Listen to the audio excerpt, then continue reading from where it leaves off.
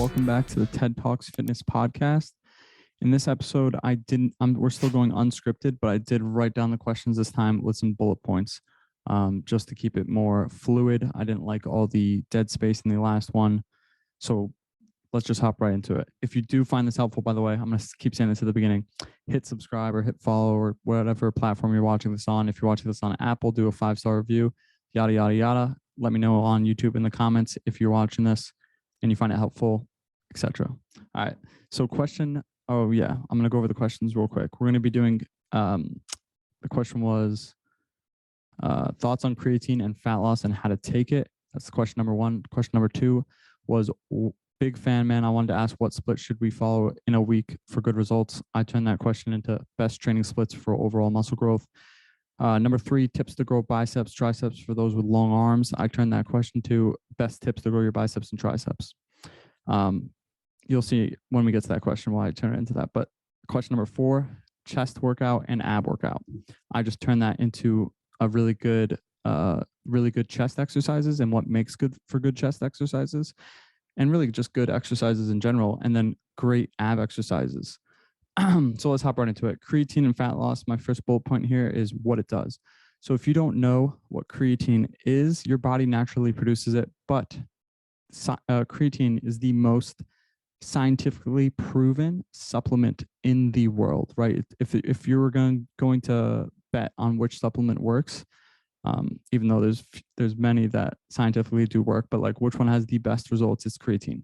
It is the most backed by evidence and research, and it's proven to increase your strength output. So what does that mean? So you have creatine in your body every day, right? And when you go and work out through strength training, when your muscles use this energy source called ATP, right? And then creatine phosphate in your muscles binds with the depleted ATP, which is ADP, and it forms a new ATP molecule. So when you take creatine and you supplement with creatine, you get your creatine phosphate levels saturated. You could easily do a couple more reps or add 2.5 pounds to your working weight for that week when compared to if you weren't taking creatine. So again, it's not steroids, right? It's not magic pill. There's no magic pill unless you're taking steroids, right? Then there is, but then that comes with a whole different slew of side effects, and I never recommend that, nor would I would do that, because you have to rely on that for the rest of your life, and it crashes your natural testosterone production, right? So I'm getting off topic here. So that's what it does, right? It lets you do maybe a couple more reps, a little bit more weight if you take it every day. So water weight, that's my next bullet point for creatine. It is going to cause some weight gain. Now, I said weight gain, not fat gain. So all my clients that start taking it or are thinking about taking it, that's the first thing I tell them is you're going to gain weight on the scale. And if we're in a calorie deficit, I tell them for the next 2 weeks, do not expect any weight to come off the scale. And even if usually weight does still come off the scale, maybe a little bit slower. Some people don't change at all. But even then, you should be expecting your scale weight to stay the same, because this woman asked specifically for fat loss, right?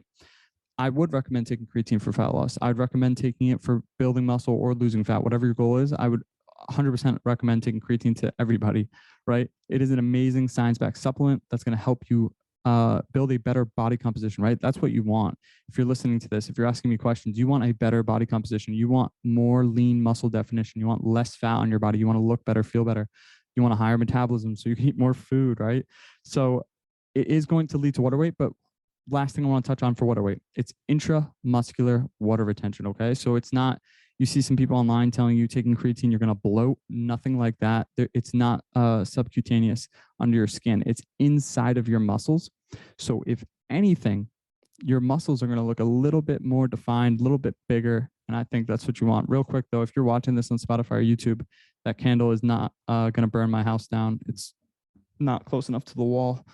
And I'll blow it out right after I record this, but it looks like it is kind of, but it's not. All right. So last thing I wanted to say on creatine is consistency. If you are going to start taking creatine, I always tell my clients this, you need to commit to taking it for the next year, the next 2 years, because it's not a magic pill, right? This is something that you take, and with your consistency in the gym and your nutrition, it's going to help you get better results than you would have without it. So commit to taking 5 grams daily. I don't recommend doing the loading phases, because Who tells you that you should do the loading phases? It's the supplement companies. They want you to take 4 times the scientific dose that's proven in the scientific literature of all the meta-analysis and studies they've done, right? They want you to take 4 to 5 times that as a loading phase, get ultra saturate your creatine phosphate levels, right? Don't do that bullshit. You're just going to be wasting your first, I don't know how much it is right now, like $20 to $30 tub of creatine on your first month. So don't do that. But again, if you do want to save with creatine, save money on creatine, you could use my code, which is code TED with Transparent Labs Creatine HMB. So that's super good science-backed company, and it's micronized, and you can buy it unflavored, which I like. That's what I recommend too, because then you could just throw it into a protein shake if you have that every day. And if you don't, you could just toss it in your mouth, chug some water, and it's tasteless and micronized. So it's not going to be uncomfortable going down. So that's it for creatine. Question number 2 is big fan, man. I wanted to ask what split would we follow in a week for good results, right? And I changed that into best training splits for overall muscle definition, right? Overall, your whole body. So my first bullet point is it depends on how many days per week you're training, right? So I recommend generally that people aim for 4. 4 is an amazing number. It's not too much. You're not going to get burnt out. You're not going to get you're not going to even put yourself at risk for overtraining, right? And getting super demotivated to go to the gym. Whereas at doing 5 or 6 days, you might, and 3 days is a little on the low side, but 3 days is still good. If that's where you're at right now, start with 3, right? If you have problems going consistently to the gym 4 days per week, start with 3, start with 2. You can get an effective workout in and effective results with 2 or 3 days. So I'm going to give you a 3-day split, a 4-day split, and a 5-day split, because that's what most people fall into, right? An amazing 3-day split to hit every muscle group choice per week, which is optimal, right? That is the best for overall muscle definition and growth, is going to be a lower body on Monday, an upper body on Wednesday, and then a full body on Friday. So that's how you can structure it, but you could also change it up, right? That order doesn't have to be like that. You could do upper body on Monday, or you could do full body on Monday, and then the rest of the week you could do the respective other lifts in that category, right? So if you're doing upper on Monday, you would do lower on Wednesday, then full on Friday. If you're doing lower on Monday, upper on Wednesday, full on Friday. If you're doing full on Monday, you could do lower on Wednesday, then upper on Friday, and you could change that again too, right? You could do full body on Monday, upper on Wednesday, lower on Friday, right? So you could change that up, super flexible. 3 days per week is also, I have some clients that travel a lot for work, and that is what we do. So it's super good if you're a flight attendant, right? Or let's say you're a nurse. I work with some nurses who work some crazy shifts for 3 or 4 days per week, so they can only get in 3 lifts per week, and we do it like that. And you're not gonna get optimal results that way, right? Because they can't get training in on their days. Now I'm getting too specific. Actually, I'm getting into training for nurses. That's not the question. So training split for a 4-day per week split. This is not the bare bones. This is like the fundamentals, man. This is the best type of program, in my opinion. Upper on Monday or lower on Monday. I'll start with 1. Upper on Monday, lower on Tuesday, right? Upper 1 and or lower 2 on Monday and Tuesday. And then rest on Wednesday, maybe do some walking, light cardio. Thursday, you got your second upper body. And then Friday, your second lower body, right? So it's upper, lower, rest, upper, lower, rest, rest. So that is great. You could also just do lower, upper, rest, lower, upper, rest, right? Rest, rest. Sorry on that last one. But you don't have to do upper body first. You could do lower body on Monday, because a lot of people hit their chest on Mondays. If you've ever been to a commercial gym, if you go to a commercial gym, a lot of people do upper body movements on Mondays. So if you wanted to if you go after work, especially, I would do the lower body first, lower, upper, right? That's an amazing 4-day split. And then kind of adding one to that, right? For the 5-day split, you're doing either upper, lower, push, pull, legs, rest, rest, or you're doing push, pull, legs, upper, lower, rest, rest, right? So you're just adding in push, pull, legs and keeping 2 of the upper, lower sessions, right? Or 1 of the upper and lower sessions. So that is the best splits, absolutely, for those days. If you're training 3 days per week, 4 days per week, or 5 days per week, those are the best splits for that, to optimize muscle growth for your entire body. Now, however, if you didn't give a fuck about training your legs, or you don't care about growing your upper body, You could change that around, but I'm not going to dive into that because that's getting off of the topic of the question, right? And I just want to answer the questions you guys asked so I could be as helpful as possible. So we're going to move on to question number 3, which was tips to grow biceps/triceps for those with long arms. And I changed that to best tips to grow your biceps and triceps, because having long arms doesn't change the fact of these tips, right? Whether you have short arms that are an inch long, I don't know anybody like that, but or nor have I seen anybody like that. Or if you have like 3 feet arms, right?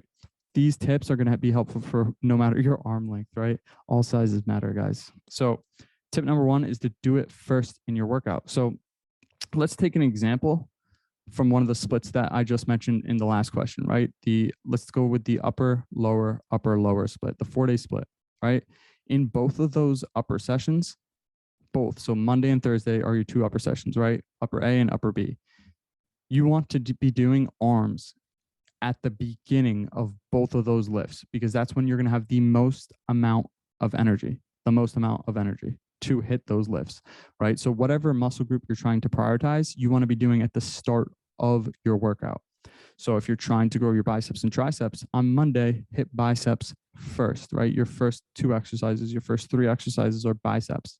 And then on Thursday, your first 2 exercises, your first 3 exercises are tricep focused, right? That's going to optimize your bicep and tricep growth because you're putting that at the beginning of your workout. And for example, right now, my muscle group that I'm trying to grow the most is my chest, because I had it injured for the entire 2021 year. And it's my smallest muscle group, and I would like to grow it a little bit, get a little bit stronger as well. So I do it as the first exercise in both of my upper body lifts. Currently, I'm training 5 days per week. I tried to do 6 for like a month, and I just remembered how horrible it is. So I stopped doing that. Silly. Definitely not for me. But yeah. So second tip, add a little bit more volume. When most, I really don't know how I feel saying this and telling you to add more volume, because I've never had someone DM me or email me and they're doing too little volume or just right enough. They're always doing so fucking much, way too much. So that's why don't add more volume unless you're also doing this next tip, which is to film your working sets of the muscle group you're trying to emphasize. So for this question, biceps and triceps, you're going to want to film the working sets when you're hitting biceps, when you're hitting triceps, and you're going to want to be critical and analyze how you think you're working out, right? Are you ego lifting?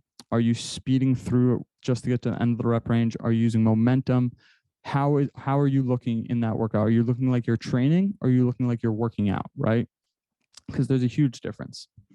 That'd be my second tip. And then also, when you're looking at that, not only ask yourself those questions, but are you going close to failure? And how can you tell that? Is you can film it, right? But then you want to compare the first 3 reps of your set to the last 3 reps of your set. Or if you're only doing a set to like 5 or 6, compare the first 2 reps to the last 2 reps. And the concentric, which on a bicep workout would be bringing your arm up, right? Or triceps, bringing your arm down, right?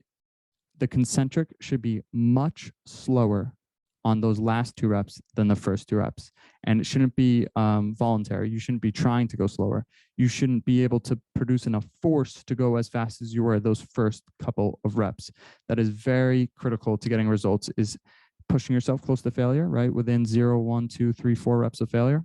A question I mean, something that you probably already heard me say, but I cannot repeat this enough, is at the end of a set, ask yourself how many more reps you honestly think you could have done.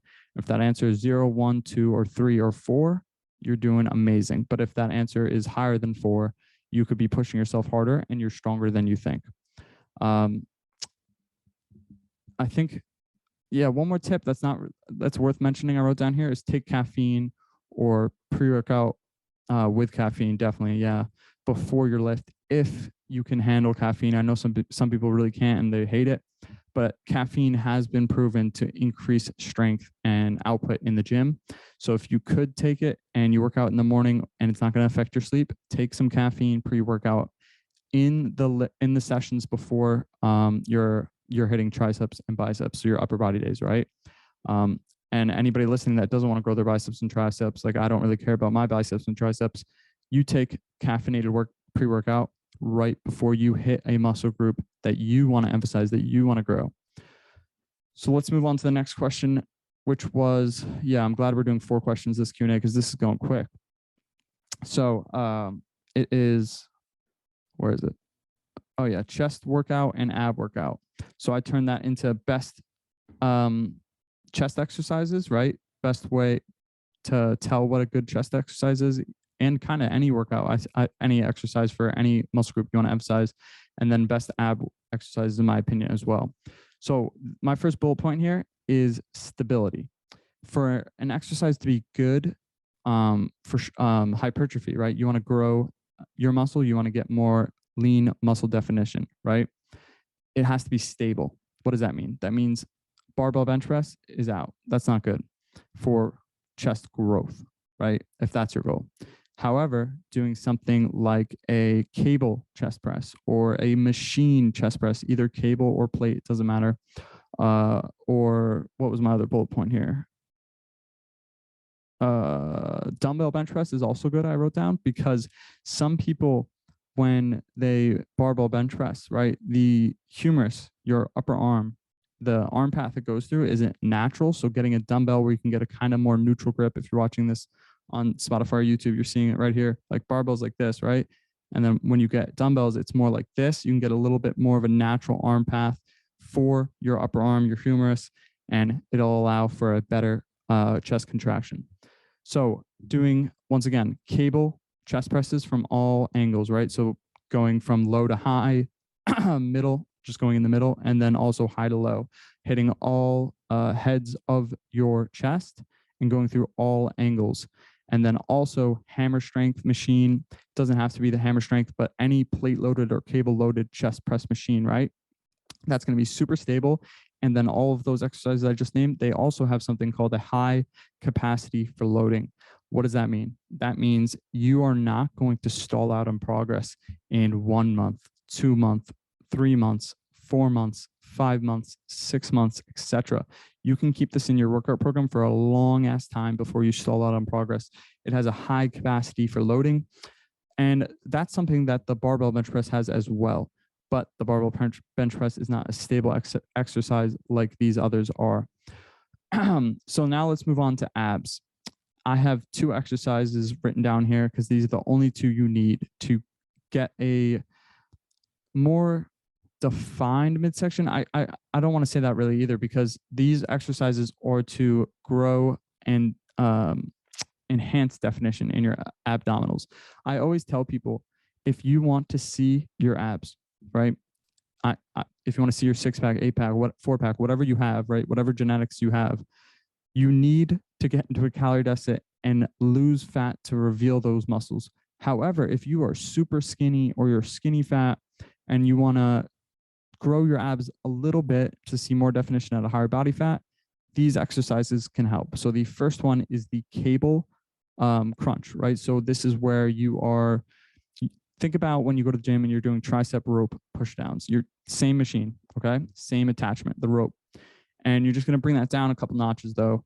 And you're going to get on your knees and you're going to put the ropes up near your head, and you could do a cable crunch. I actually don't have a video of me online of doing that. You can search though. You know who has a really good video of that? Jim Stefani. I don't know how to say his last name, but search Jim STO space cable crunch on YouTube, and it'll come up with a great form exercise. That's what I used to use to link to my clients. I think I might still use that actually, because since I don't have one on YouTube yet, yeah, I still need to record my form video for the cable crunch. But yeah, the cable crunch is an amazing abdominal exercise, especially for your obliques and upper abs. Now, however, lower abs, right? Lower abs, it's 1 exercise, but it's really 2. And you're going to want to listen to this whole thing, right? It's knee and leg raises. But however, most people do this completely fucking wrong, and they only hit their hip flexors, and they only use their abs as stability, right? The same way you'd use them in a plank. You want to train the abs if you're trying to grow them, get more definition. You want to train them in flexion and anti-flexion. So to create flexion for the abs in the knee raises, in the leg raises, you need to have your lumbar your lumbar spine to curl up, right? You want your butt to curl up. You want to try to touch your tailbone to your sternum, right? You want to touch your asshole to your chest, right? Here, there we go. Everybody can understand that. Asshole to chest. That's what you want to think about. In reality, you're not going to get anywhere close, but you want that low back to be curling up off the pad if you're doing knee raises. Knee raises are enough, man. Those are crazy hard if you're doing them right and you're not just flailing your legs around. You want to bring your ass up to your chest and then slowly let it back down. Try doing 10 of those. 10 reps of that is fucking ridiculously hard. And the reason this is so good is because, again, it has a high capacity of loading. So if you get really good at these and you're banging out 15 to 20 for 3 sets, you're crushing it. Put a 5-pound dumbbell between your legs, your feet specifically, right? Hold a 5-pound dumbbell between your feet and try to do the same thing.